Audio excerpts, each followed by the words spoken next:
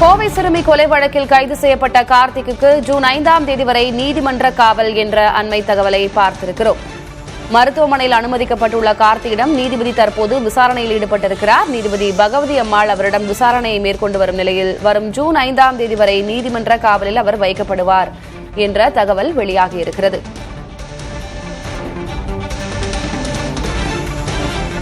கை கால் முறிவு ஏற்பட்டு மருத்துவமனையில் அனுமதிக்கப்பட்டுள்ள கார்த்தியிடம் நீதிபதி பகவதி அம்மாள் தற்போது விசாரணையில் ஈடுபட்டிருக்கிறார். இந்நிலையில் கார்த்திக்கு ஜூன் 5 வரை நீதிமன்ற காவல் விதிக்கப்பட்டிருக்கிறது.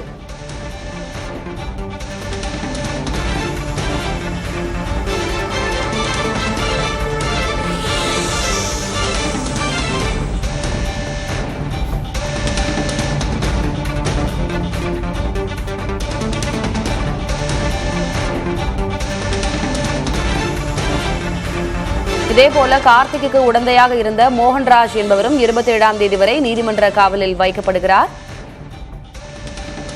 கைது செய்யப்பட்டு தற்போது கை கால் முறிவு ஏற்பட்டு மருத்துவமனையில் அனுமதிக்கப்பட்டிருக்கும் கார்த்திக்கு வரும் ஜூன் 5ஆம் தேதி வரை நீதிமன்ற காவல் விதிக்கப்பட்டிருக்கிறது. தற்போது நீதிபதி பகவதி அம்மாள் அவரிடம் மருத்துவமனையிலேயே விசாரணை மேற்கொண்டு வருகிறார்.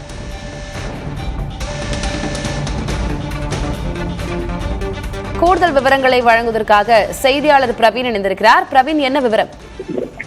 கோவை சூலூர் காவல் நிலைய எல்லைக்குட்பட்ட பகுதியைச் சேர்ந்த 10 வயது சிறுமியை பாலியல் வன்கொடுமை செய்து கழுத்தை நெரித்து கொலை செய்த வழக்கில் இருவரை கோவை மாவட்ட காவல்துறையினர் கைது செய்திருந்தனர்.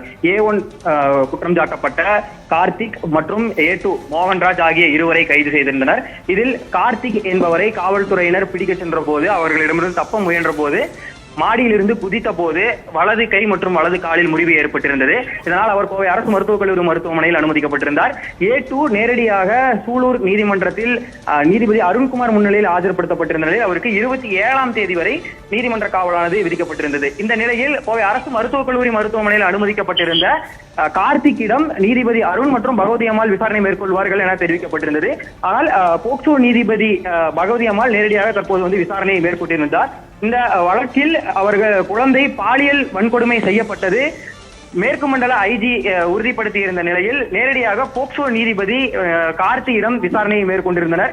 சம்பவம் தொடர்பாகவும் நிகழ்ந்த நிகழ்வுகள் தொடர்பாகவும் அவரிடம் விரிவான விசாரணையை மேற்கொண்டிருக்கிறார். இத்தகைய சூழலில் கார்த்திக்கிற்கு கிட்டத்தட்ட 14 நாட்கள் கணக்கு, அதாவது ஜூன் 5ஆம் தேதி வரை அவரை நீதிமன்ற காவலில் அடைக்க உத்தரவிட்டிருக்கிறார்.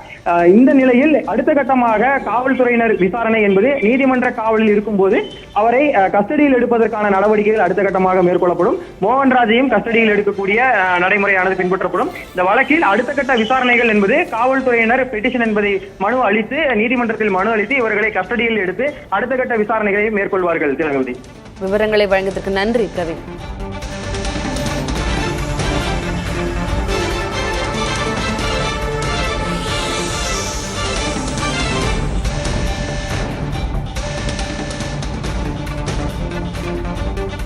கோவை சிறுமி பாலியல் வன்கொடுமை செய்யப்பட்டு கொலை செய்யப்பட்ட வழக்கில் கைது செய்யப்பட்டிருக்கும் கார்த்திக்கு வரும் 5ஆம் தேதி வரை நீதிமன்ற காவல் விதிக்கப்பட்டிருக்கிறது. தற்போது கை கால் முறிவு ஏற்பட்டு மருத்துவமனையில் அனுமதிக்கப்பட்டிருக்கும் கார்த்திக்கிடம் நீதிபதி விசாரணையில் ஈடுபட்டிருக்கிறார்.